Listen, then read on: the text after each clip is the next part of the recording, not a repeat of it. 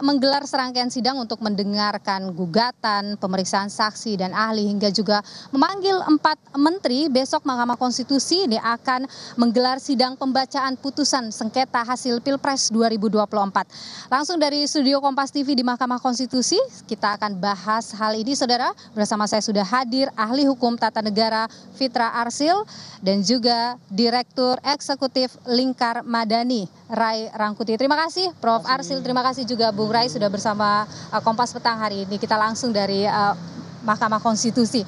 Saya ingin ke Prof. Fitra Arsil dulu ini bicara soal, kita menganalisa kali ya setelah melihat serangkaian sidang yang sudah dilakukan 2 pekan ini, yang dihadirkan saksi, kemudian ahli, bahkan 4 menteri dihadirkan. Anda melihat akan bagaimana ini keputusannya besok ini? Saya kira seharusnya kita mendapatkan putusan yang berkualitas ya. Oke. Karena perdebatan yang sudah terjadi bukan hanya di persidangan tapi di media ini sudah semakin berkualitas dan publik ya, tadi ya ada diberitakan juga ya, publik itu tidak ada seorang sebesar ini perhatian publik terhadap persidangan Mahkamah Konstitusi. Jadi bahkan publiknya ini bukan kita seperti misalnya pilpres yang lalu itu publik itu dalam pengertian head to head para pendukung. Kalau ini orang-orang yang sebenarnya secara langsung bukan konstituen atau pendukung dari calon-calon itu kan, para kandidat, tapi punya perhatian besar terhadap apa yang terjadi di Mahkamah Konstitusi. Saya kira seharusnya Mahkamah nanti harus bikin keputusan yang bisa menjawab kekhawatiran publik ini ya tentang memenuhi rasa keadilan masyarakat lah kira-kira gitu ya. Jadi jangan bikin putusan yang kemudian orang menganggap wah buat apa berperkara di Mahkamah Konstitusi karena kita tidak mendapatkan jawaban dari keinginan terhadap para pencari keadilan itu gitu ya. Anda melihat sidang yang kali ini, sidang sengketa Pilpres kali ini berbeda dari sidang-sidang sengketa Pilpres sebelumnya? Saya kira berbeda. Ya, yang paling menonjol menurut Anda? Ya misalnya ya, kalau saya pernah bicarakan ya, waktu dulu itu kita bicara soal hasil itu soal jumlah suara. Maka persidangan itu adalah pembuktian soal jumlah suara. Ya, lalu Mahkamah sendiri berkembang pemahamannya yang menganggap bahwa yang disebut hasil itu bukan hanya jumlah suara setelah pemungutan suara, tapi juga yang termasuk hasil itu termasuk di dalamnya electoral proses kalau terjadi di pelanggaran di electoral proses yang bisa ditaksir pengaruhnya pada jumlah suara. Ya, tapi yang sekarang ini berbeda lagi. Dia bukan jumlah suara yang diadili ya kemarin itu, bukan jumlah suara, bukan juga di electoral proses, juga sulit ditaksir pada hasil pengaruhnya, tapi memang didalilkan punya motif ingin berpengaruh pada hasil. Nah, jadi dia beyond electoral proses lah gitu ya, seperti bansos, penjabat, kepala daerah. Jadi ini lebih pelik menurut Anda? Lebih pelik. Nah, oleh karena itu maka kita tidak melihat misalnya pembuktian-pembuktian yang orang mendatangkan form C1 itu enggak, itu bukan pembuktian itu yang dilakukan, tapi adalah policy. Dan menariknya apa yang didalilkan ini kemudian diakomodasi oleh Mahkamah gitu dengan memanggil menteri. Ya, itu artinya kan seperti memberikan titik terang bahwa memang kita nggak akan, sudah selesailah urusan pembuktian itu, bahwa yang kita persoalkan hanya soal kuantitatif. Ya, menurut saya ini bagus emang, dan ini saya bilang ini konsisten juga dengan pendapat-pendapat Mahkamah sebelumnya dalam pengadilan-pengadilan peradilan sengketa pilkada misalnya, itu juga biasa terjadi. Saya ingin ke Bung Ray. Bung Ray, di tengah situasi sidang yang bergulir di Mahkamah Konstitusi, pergolakan politik juga jalan itu di situ. Anda membaca itu bagaimana itu? Ya, pergolakan ada 2 ya. Pertama tentu saja implikasi dari sidang-sidang ini. Tapi pada saat bersamaan juga apa istilahnya itu ya, carut marut diantara para politisi sendiri gitu.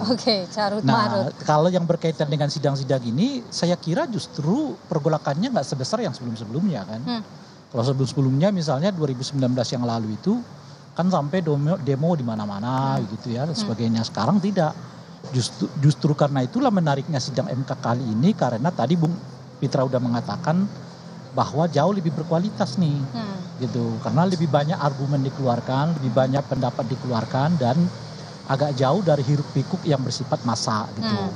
Ya syukurlah kemarin kalau kemudian Pak Prabowo mengatakan jangan turun deh masa saya, gitu. Itu kan kalaupun itu terjadi itu juga agak aneh, karena sepanjang yang kita ketahui misalnya 2014 yang lalu ketika Pak Jokowi menang, ya kan, yang demo itu cuma Pak Prabowo loh masanya, gitu. Ini berbanding Pak Jokowi nggak demo kan. Iya, gitu. betul. Nah 2019 juga begitu. Ketika sengketa Pak Prabowo, yang turun masanya itu Pak Prabowo, masanya Pak Jokowi nggak turun. Kan? Makanya kalau katanya masa Pak Prabowo turun juga pada sengketa yang sekarang ini tabiat baru lagi nih, gitu ya.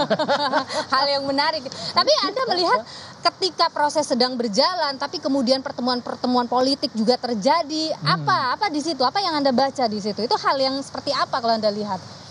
Ya sebetulnya ada rasa yang sama-sama nggak bisa memprediksi apa kira-kira yang akan diputuskan oleh Mahkamah Konstitusi, gitu kan. Sama-sama punya rasa kekhawatiran begitu? Khawatir, ya kan. Jadi 50-50 lah kan, bisa menang bisa juga ditolak, gitu kan. Nah baik kubu yang sekarang katakanlah digugat kemenangannya gitu, maupun kubu yang menggugat kemenangan itu berada dalam posisi yang sama-sama nih kansnya, gitu. Nah mungkin karena itulah kemarin tuh misalnya ada ajakan kita ikut demo juga deh, gitu kan. Kalau punya keyakinan bahwa ini akan ditolak misalnya kan, ya memang mereka nggak akan ada ajakan-ajakan yang seperti itu, gitu. Itu satu. Nah oleh karena itu menurut saya ya, kalau saya sih tidak lagi lihat apa namanya perdebatan argumennya dalam konteks pemutusan hasil sidang ini, gitu ya. Karena kalau konteks argumennya itu tadi Bung Fitra udah mengatakan wah ini kayaknya bakal ada ini putusan yang apa namanya itu yang yang di luar dugaan kita lah, gitu ya. Nah saya lihat ini soal di luar itu. Nah di luar itu adalah apa, gitu ya. Masih macam-macam. Kan kalau dilihat trennya akhir-akhir ini kan, kalau beda politik itu bisa dikriminalisasi. Nah itu tren-tren yang kayak begitu kan. Nah saya khawatir di situ sekarang problemnya. Gitu. Baik. Saya ingin ke Prof. Arsil juga. Kalau kita lihat kemarin dalam sidang ada dihadirkan 4 menteri. Anda melihat bagaimana keterangan 4 menteri itu menguatkan apa ini di situ Anda lihat? Ya, memang keterangan 4 menteri itu kita nggak bisa dapat yang cukup mendasar ya. Jadi ini seakan-akan mereka sedang menceritakan tugas-tugas mereka, gitu ya. Tapi ini kan nanti tidak cukup bisa membuat hakim punya percaya atau keyakinan atas dalil-dalil. Nah itu kan harus diinterpretasi. Ini problemnya kan yang bertanya kan hakim nih, ya, jadi bukan para pihak ya, pemohon atau termohon atau yang pihak non terkait juga yang nggak bertanya. Jadi yang nggak menukik langsung terhadap apa kepentingan mereka sebenarnya. Jadi saya kira, tapi nanti pemohon ataupun termohon ataupun pihak terkait mereka akan membuat kesimpulan berdasarkan proses persidangan itu kan, bahwa keterangan-keterangan itu bisa diinterpretasi kepada apa ya terhadap kebijakan ini. Jadi yang dipertanyakan adalah policy kan, kebijakan ini apakah ada kebijakan yang bermotif elektoral, gitu ya. Jawaban daripada menteri itu apakah bisa mengarah ke sana? Nah, itu kalau Anda lihat menguatkan tidak? Atau mengambang Anda lihat? Saya lihat nanti kita lihat bagaimana kesimpulan para pihak ya, pihak yang berperkara ini. Tentu karena ini kan sebetulnya yang diundang bukan menteri kan. Seperti kita dengar kemarin itu penjelasannya Pak Arief kan. Semestinya yang datang ini adalah presiden. Yang dipanggil tuh presiden. Tapi tak elok kata Pak Arief. Maka diwakili oleh presiden. Nah jelas-jelas tentu saja presiden, menteri-menteri ini akan berbicara tentang sesuatu yang mungkin ya tidak berbeda dengan presidennya. Tapi penjelasan-penjelasan mereka menurut saya ya, ini pandangan saya, kalau dikulitin tanda kutip satu persatu, ada yang saling berbeda, ada yang memberi informasi yang tidak. Tapi menurut Anda keterangan itu cukup menguatkan tidak? Enggak, tadi Bung Fitra udah menyebutkan tadi, sebetulnya nggak ada yang baru dari dalil mereka. Tidak ada yang baru. Cuman dari pernyataan-pernyataan mereka itu makin menguatkan kita, kalau saya ya melihatnya, ada yang berbeda nih antara menteri-menteri. Oke, gitu loh itu yang kira-kira. Anda baca ya, ada perbedaan. Prof. Harsil, juga yang menarik dalam sengketa kali ini adalah amicus curiae yang disampaikan oleh banyak pihak ya. Kalau tadi keterangan juru bicara MK ada 50 bahkan yang masuk, tapi yang kemudian diterima memang hanya 14 karena melewati batas. Anda melihat bagaimana fenomena ini muncul di tengah sidang sengketa Pilpres kali ini? Ya, amicus curiae itu memang bukan alat bukti ya. Jadi memang dia nggak menentukan apa signifikan gitu. Tapi ini pertama saya melihatnya ya. Pertama adalah perhatian publik terhadap kasus ini. Ini sangat tinggi dan publiknya adalah kalangan intelektual, bukan massa nih. Jadi kita bukan bicara orang yang datang dengan tanpa gagasan. Ya, ini datang dengan gagasan. Itu artinya apa itu kalau Anda lihat? Artinya orang-orang yang sebenarnya mendukung atau tidak mendukung atau perhatian bukan karena emosi tapi rasionalitasnya yang dia bawa gitu. Dia bawa argumen, bawa rasionalitas. Ini artinya ini sebenarnya kita harus anggap sebagai kemajuan bahwa bagi demokratisasi ini bagus. Jadi ada orang pihak-pihak atau kelompok masyarakat perhatian terhadap apa yang menjadi keputusan Mahkamah Konstitusi. Biasanya hakim akan seperti apa melihat? Memang hakim ini sangat bergantung kepada hakimnya ya. Tapi hakim nggak boleh sama sekali untuk tidak melihat ini. Jadi ini kan dasarnya adalah nilai-nilai yang hidup di masyarakat itu, nilai keadilan hidup masyarakat itu harus diakomodasi. Nah, jadi dia untuk menambah argumentasi ya. Jadi karena putusan mahkamah itu kan dia rasionalitasnya harus tinggi, dia harus memilih argumentasi. Nah, para pihak ini, para profesor, para guru besar, para akademisi, kelompok masyarakat lainnya dibawa argumentasi itu. Baik. Ya. Saya tanya, singkat saja karena kita harus jeda. Saya tanya, justru saya mau tanya Mbak Niur. Ini pertanyaannya. Tadi waktu dengan juru bicara MK itu ditanyakan nggak yang 14 ini apakah dalam posisi menguatkan argumen 0103 atau sebaliknya? Sayangnya tidak dibuka oleh dia apa isinya ya, seperti apa dan siapa yang mengirimkan itu tidak dibuka. Tapi pertanyaan begini, yang kemudian jadi pertanyaan publik sekarang adalah keputusan nanti yang dihasilkan oleh Mahkamah Konstitusi, akankah itu legitimate, kemudian tidak akan menimbulkan pertanyaan lagi bagi publik, tidak akan menimbulkan kekisruhan. Terus kemudian ketidakhadiran Anwar Usman dalam sidang sengketa Pilpres ini, apakah itu cukup membuat kita atau masyarakat percaya diri hasilnya nanti benar-benar akan memenuhi unsur keadilan tadi? Kita akan bahas ini setelah jeda berikut ini. Kami akan kembali saudara di Kompas Petang. Kita lanjutkan kembali saudara perbincangan bersama dengan Prof. Harsil dan juga di sini ada Bung Ray Rangkuti. Yang sebenarnya begini, MK ini jadi sorotan publik luar biasa karena sebelumnya ada kasus terkait dengan Anwar Usman. Itu yang membuat publik benar-benar menyorot MK gitu dalam sidang kali ini. Anda melihat bagaimana ini hakim MK harus ini kan mempertaruhkan ya marwah MK dalam putusannya besok. Anda melihat bagaimana soal itu? Iya, seharusnya kita mendapatkan berita gembira nih harusnya dari MK bahwa mereka akan menjawab kekhawatiran publik terhadap mereka kan ya. Dan saya juga tadi saya sampaikan bahwa ada harapan karena memang hakim sekarang itu hakim Anwar tidak ikutan. Ada 2 hakim baru ya, dan ada 3 hakim yang kemarin disenting di putusan 90 itu juga sekarang masih ada. Jadi saya kira mungkin kita akan dapat putusan yang bagus gitu harusnya. Dengan tidak adanya Anwar Usman misalnya itu akan menjadi angin segar? Iya, harusnya begitu. Dengan tidak adanya Pak Hakim Anwar yang sudah kena putusan MK itu ya, artinya putusan kekhawatiran kan semua pemohon itu mengkhawatirkan putusan 90 selalu dimention kan. Ya, betul. Putusan 90 selalu dimention. Artinya itu menjadi momentum problem di pemilu kita kan di situ sebenarnya. Nah, sekarang kondisi hakim ini menjanjikan sebenarnya. Ya, jadi mudah-mudahan memang ada putusan yang berbeda. Hari ini masih berlangsung RPH di dalam. Apa yang kira-kira menurut Anda jadi perdebatan serius di sini? Berarti alot ini. Tapi memang perkiraan saya melihat komposisi 8 hakim, kemudian profil dari ke-8 hakim itu. Iya, memang seharusnya ya kalau kita bagi-bagi putusan ya. Putusan itu kan di undang-undang 3 sebenarnya. Putusan tidak dapat diterima, tolak atau kabul. Putusan tidak dapat terima enggak lah ya. Ini kan soal legal standing, soal kewenangan mahkamah. Ini pasti enggak ada putusan tidak dapat diterima. Ada 2 putusan. Putusan tidak tolak atau kabul. Nah, kita nggak se-ekstrim itu juga. Mahkamah Konstitusi dalam perjalanan mereka mengadili sengketa pilkada atau sengketa pemilu, mereka juga menemukan putusan-putusan yang tidak ada sebenarnya sebelumnya di undang-undang. Jadi mereka bikin putusan sela misalnya. Putusan selanya ini mahkamah berbeda loh sama putusan sela di perdata sama di pidana. Kalau putusan sela di perdata atau pidana nggak boleh terkait objek perkara.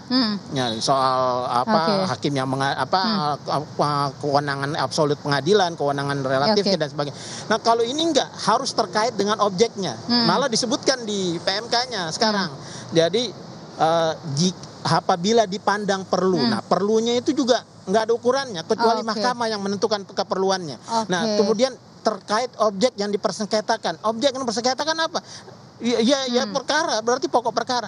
Nah, mahkamah bisa bikin putusan sela yang terkait objek yang dipersengketakan, yang argumentasinya terserah mereka, yang isinya bisa memerintahkan termohon. Ya, termohon dalam hal ini KPU.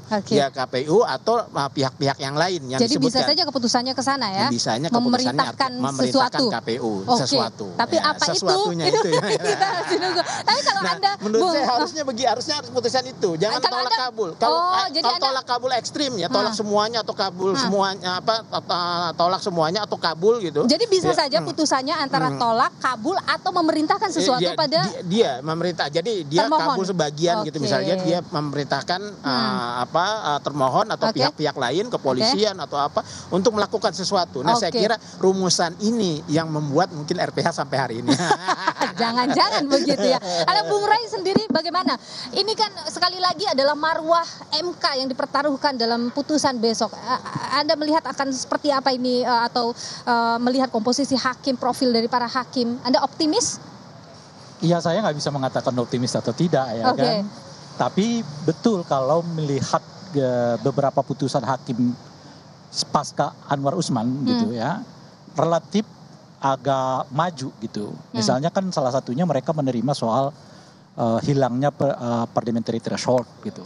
Itu udah berulang kali kan diuji oleh orang dan setelah Paman Usman nggak ada malah diterima oleh mereka gitu. Nah, oleh karena itu pada tingkat tertentu saya sih optimis kalau lihat yang kayak begituan. Artinya semangat di Mahkamah Konstitusi ini adalah semangat untuk kembali secara kuat ya untuk 2 hal tuh. Mengarus utama kepentingan publik dan yang kedua adalah penghormatan terhadap konstitusi gitu. Bahwa hakim Mahkamah Konstitusi sampai sekarang tidak mempersoalkan legal standing, tidak mempersoalkan selisih suara gitu-gitu. Jadi itu jadi hal berani memanggil para menteri kaitannya dengan bansos gitu. Artinya memang mereka tidak lagi sedang memperdebatkan selisih suara itu tadi gitu loh. Perolehan suara itu tidak. Yang mereka mau uji itu adalah sesuai dengan pokok dasar kewajiban kewenangan mereka atau apakah satu keputusan tindakan dari pejabat negara itu bertentangan dengan konstitusi atau tidak. Dalam hal ini pemilu kan. Apakah pemilu yang dilaksanakan oleh kita itu berkesesuaian dengan konstitusi atau tidak, khususnya di poin jujur dan adil. Apakah bansos misalnya yang dibagikan dalam kurun waktu 3 bulan terakhir ini itu bisa disebut adil dalam pemilu. Apakah misalnya pengerahan-pengerahan entah itu aparat, entah itu kepolisian, ya, ASN yang diduga tentu itu adil terhadap memenuhi prinsip adil atau tidak dalam pemilu. Gitu. Nah, kalau para hakim betul-betul menuju ke arah sana, gitu ya, melihat persoalan-persoalan yang seperti ini bukan hanya ancaman terhadap kualitas pemilu yang demokratik, tapi juga ya punya potensi bertentangan dengan prinsip pelaksanaan pemilu yang jujur dan adil, ya mungkin saya berada dalam posisi saya mungkin akan mendapatkan satu kabar yang cukup kuat dari putusan MK dalam 2 konteks itu. Pertama adalah memastikan semua pelaksanaan pemilu kita itu dengan kualitas demokratik yang baik, karena Di depan kita ada pilkada. Ya, betul. Ya, jadi jangan sampai kemudian kalau misalnya hakim membuat putusan bahwa problem-problem yang disebutkan ini tidak berdampak terhadap prinsip-prinsip pelaksanaan pemilu gitu, saya khawatir model yang sama akan terjadi di pilkada 2024 gitu ya, di mana orang berlomba-lomba meraih suara setinggi-tingginya dengan cara apapun, karena mereka akan melihat ini jadi jurisprudensi memang ya putusan ini. Mereka akan melihat bahwa ya yang penting itu suaranya tinggi lah gitu loh kira-kira. Tapi Bung Rey begini, kalau kita bicara soal putusan sidang besok, bagaimana publik harus menyikapi, bagaimana para politisi atau mereka yang bersengketa menyikapi hasil putusan besok itu menurut Anda yang paling baik? Ya tentu yang bisa dilakukan entah mengabulkan atau tidak oleh MK ya menerimanya. Tentu saja akan ada kecewa, tapi kita nggak punya mekanisme yang lain kecuali menerima hasil itu gitu ya. Akan ada riak, ya komentar yang pedas macam-macam, is okay gitu ya, selama itu di media, di perbincangan, di wacana, is okay. Semoga gitu. Tidak ada hal-hal yang kemudian sampai ke otak fisik dan lain sebagainya ya dengan itu yang tentu kita tidak harapkan. Kita tidak harapkan karena kali lagi ya kita harus katakan pada penilaian saya ya, ini penilaian saya. Inilah sengketa pilpres yang menurut saya paling berkualitas. Sepanjang yang kita lakukan ya. Ini yang paling berkualitas. 2009 sampai dengan 2014, 2019. Sengketa ini menurut saya yang paling mencerdaskan tanda kutip ya. Baik. Gitu. Bu, Prof, kalau Anda melihat sebenarnya biasanya dalam sidang seperti ini, apalagi dalam sidang ini apa yang paling bikin dissenting ini antara para hakim? Ya, kalau saya lihat ini sih potensi dissentingnya sih tetap tinggi ya. Jadi karena yang diinterpretasi tuh nggak sederhana. Kalau soal angka-angka itu kan sederhana aja, perhitungan mana yang benar, maka orang kemungkinan dissenting lebih kecil. Nah, maka kalau ini kan ada konten opini di situ. Nah, jadi seperti juga persidangan PUU, pengujian undang-undang, ada pihak-pihak dissenting. Nah, kalau yang di sini kemungkinan dissentingnya juga menjadi lebih tinggi. Baik. Kita akan tunggu besok ini beberapa jam menuju pembacaan sidang putusan.